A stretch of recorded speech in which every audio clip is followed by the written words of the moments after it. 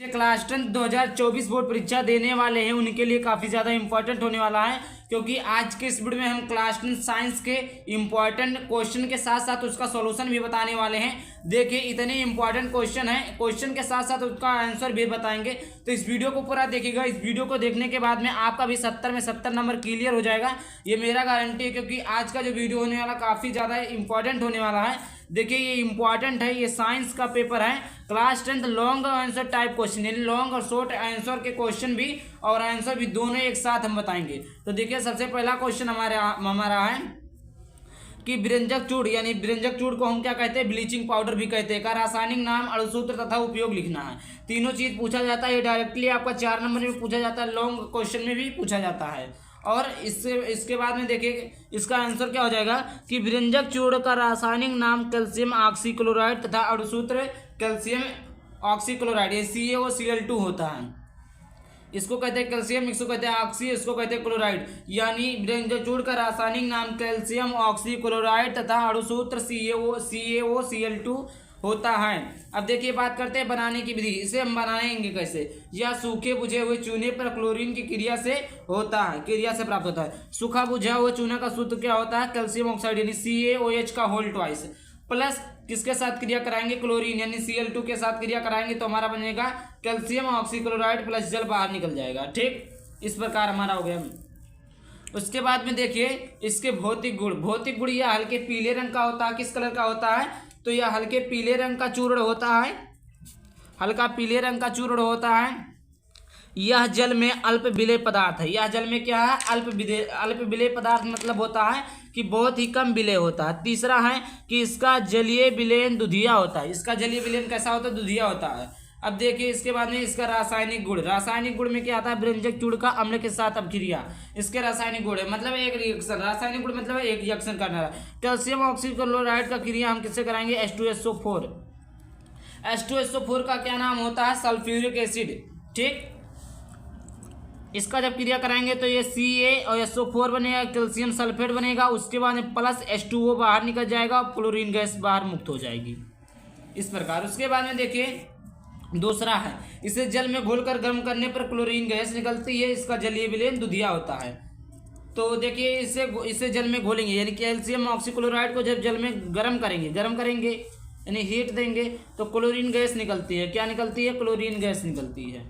देखिए इसका उपयोग कहाँ कहाँ होता है, तो ऑक्सीकारक के रूप में होता है।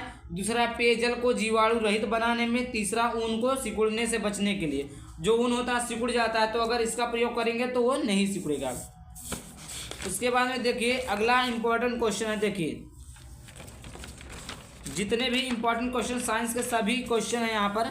देखिए अगला है मिश्र धातु किसे कहते हैं, यानी मिश्र धातु कहते किसे हैं, कॉपर की 2 प्रमुख मिश्र धातुओं के नाम, संगठन व उपयोग लिखना है। तो देखिए मिश्र धातु जब 2 या 2 से अधिक अधातुओं के एक निश्चित अनुपात में पिघलाया जाता है, ये धातुएं परस्पर मिल जाती हैं और एक समांग मिश्रण बनाती है। इस मिश्रण को क्या कहते हैं, मिश्र धातु कहते हैं। कहने का तात्पर्य है 2 या 2 से अधिक अधातुओं, 2 हो लेकिन 2 से कम नहीं होना चाहिए। 2 या 2 से अधिक अधातुओं को जब एक बर्तन में, एक चीज में रखकर उसमें जब मिलाएंगे, मिश्रण करेंगे, धातुएं परस्पर मिल जाते हैं, तब वो क्या कहता है, समांगी मिश्रण बनता है। उसी समांगी मिश्रण को हम क्या कहते हैं, मिश्र धातु कहते हैं। उसके बाद इन मिश्र धातुओं के भौतिक गुण मूल धातुओं के भौतिक गुण से बिल्कुल अलग होते हैं। मतलब ये जो धातुओं के भौतिक गुण हैं वो मूल धातुओं के भौतिक गुण से, मतलब जो अब धातु बना है वो पहले के धातु के गुण से बहुत ज़्यादा मैच रहेगा। फिर उसके बाद में देखिए क्या है कि मिश्र धातु पीतल, जिसमें 2 भाग तांबा व 1 भाग जस्ता होता है, तांबा व जस्ता की अपेक्षा अधिक कड़ा होता है। देखिए मिश्र धातु पीतल को ले लिए हैं और जर्मन सिल्वर को ले लिए हैं, मिश्र धातु ये हमारा है। अब देखिए संगठन के इसका करेंगे तो 70% इसमें कॉपर होता है और 30% जिंक होता है। यानी आप जब पीतल की बर्तन लेते हैं तो पीतल क्या है, एक मिश्र धातु है और उसमें जो कॉपर की संख्या रहती है 70% रहती है और जिंक का जो परसेंट 30% रहता है। अभी उसका उपयोग कहाँ होता है, तार मशीनों के पुर्जे बर्तन बनाने में। जो जिंक का उपयोग होता है बर्तन बनाने में, उसकी सुंदरता को बढ़ाने में। तार जो कॉपर का प्रयोग होता है तार मशीनों के पुर्जे। उसके बाद देखिए दूसरा है जर्मन सिल्वर। जर्मन सिल्वर में कॉपर 50%, जिंक 35%, निकल 15%।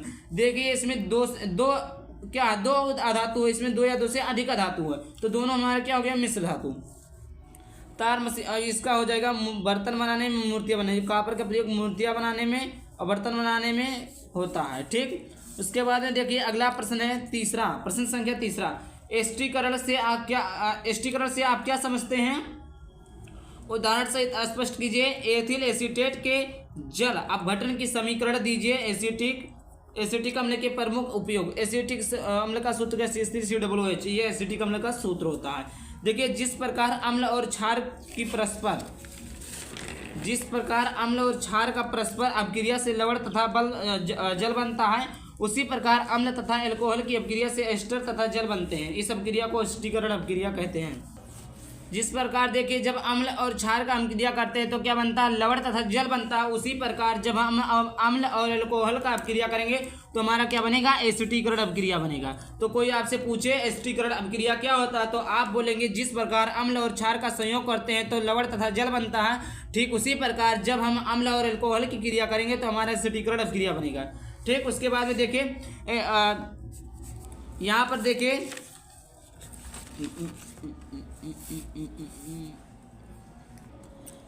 तो ये हमने यहाँ पर एसिडीकरण अपक्रिया ले लिया है। ये CH3COOH प्लस इसमें हम अल्कोहल की क्रिया करेंगे, यानी हमने अम्ल लिया, अम्ल के साथ अल्कोहल की क्रिया, तो ये क्या बनेगा? एथिल एसिटिक अम्ल बनेगा, यानी CH3COOH प्लस जल मुक्त हो जाएगा। अब देखिए एथिल एसीटेट के जल के अपघटन का समीकरण CH3COOH प्लस H2O, तो ये बनेगा हमारा CH3COOH प्लस C2H5OH मुक्त हो जाएगा। देखिए तो इसका उपयोग पहला प्रयोगशाला में अभिकर्मक के रूप में, दूसरा कृत्रिम सिरका बनाने में। प्रश्न संख्या 4 है, उत्सर्जन से क्या तात्पर्य है? मनुष्य के उत्सर्जी अंगों के नाम लिखिए। मनुष्य के वृक्क की संरचना तथा कार्यविधि। देखिए बहुत ही ज्यादा इंपॉर्टेंट, 6 नंबर में पूछता है और इसमें आपका फिगर बनाने के लिए भी दे देगा, तो आपको बनाना पड़ेगा क्योंकि बहुत ज्यादा इंपॉर्टेंट है। देखिए तो इसका उत्तर लिखेंगे, शरीर में विभिन्न उपाचयी क्रियाओं से अनेक अवशिष्ट पदार्थ को वज्र पदार्थ बनते हैं। ये पदार्थ कभी विषैला हो जाता है। इन्हीं अवशिष्ट वज्र पदार्थों को शरीर से बाहर निकालने की प्रक्रिया उत्सर्जन कहलाती है। उत्सर्जन किसे कहते हैं? यानी हमारे शरीर से जो मैल पदार्थ होते हैं, जो खराब पदार्थ होते हैं, उसको वज्र पदार्थ को शरीर से बाहर, वज्र पदार्थ में जो खराब पदार्थ हो शरीर से बाहर निकालने की प्रक्रिया को हम क्या कहते हैं? उत्सर्जन अपक्रिया कहते हैं। तो देखिए मानव शरीर में वृक्क मुख्य उत्सर्जी अंग है। आपका विस्तार पूर्वक अगर पूछे तो आप इसी प्रकार लिखिए, मानव शरीर में वृक्क मुख्य उत्सर्जी अंग है। ठीक, और एक मूत्रवाहिनी, एक मूत्राशय, एक मूत्रमार्ग व फेफड़ा आदि होता है वृक्क में। मानव में विसर्जन तंत्र में एक जोड़ा वृक्क, एक मूत्रमार्ग, एक मूत्राशय, मूत्रवाहिनी होता है। वृक्क के उदर में रीढ़ की हड्डियों के दोनों ओर स्थित होता है। वृक्क में मूत्र बनने के बाद मूत्रवाहिनी में होता हुआ मूत्राशय में आ जाता तथा यहाँ तक एकत्रित होता रहता है जब तक मूत्रमार्ग से निकल ना जाए। यही जो हमारे अवशिष्ट पदार्थ बनते हैं मूत्रवाहिनी, मूत्रमार्ग द्वारा, मूत्राशय द्वारा, फिर उसके बाद यही जो अवशिष्ट पदार्थ बाहर निकल जाते हैं, यही हमारा क्या है? उत्सर्जी अंग है। और यही हमारा क्या है? उत्सर्जन है। उत्सर्जन मतलब होता है किसी पदार्थ को उत्सर्जित मतलब बाहर निकाल देना। एक शब्द में समझ लीजिए। लिंग गुणसूत्र का क्या अर्थ है? मनुष्य में लिंग निर्धारण किस प्रकार होता है? रेखा चित्र की सहायता से समझाइए। इसको हम विस्तार पूर्वक नहीं समझा सकते, कृपया लिखा है आप इसको पढ़ लीजिए, लेकिन मैं थोड़ा हिंट दे दूंगा, समझा दूंगा। देखिए मनुष्य में कुल गुणसूत्र की संख्या 46 हो जाती है। एमसीक्यू में पूछे, ऑप्शनली में पूछे, ऑब्जेक्टिव क्वेश्चन में पूछे कि मनुष्य में कुल गुणसूत्रों की संख्या कितनी होती है, तो आपका इतना कहेंगे 46 होती है। उसके बाद में देखिए 22 जोड़े गुणसूत्र को ऑटोसोम्स कहते हैं, एक जोड़ी गुणसूत्र को लिंग गुणसूत्र कहते हैं। यही स्त्री तथा पुरुष में भिन्न भिन्न होता है। नर में XY तथा मादा में XY लिंग गुणसूत्र। देखिए नर में क्या होता है? XY होता है, लेकिन मादा में XX होता है, गुणसूत्र पाया जाता है। अब देखिए यहाँ पर जो नर और मादा का जो फिगर है, नर का XY होता है और मादा का XX। तो देखिए इसका एक X, इसका एक X, इसका एक X, इसका एक Y है, इसका एक क्या है? Y है, इसका एक X, इसका डबल X।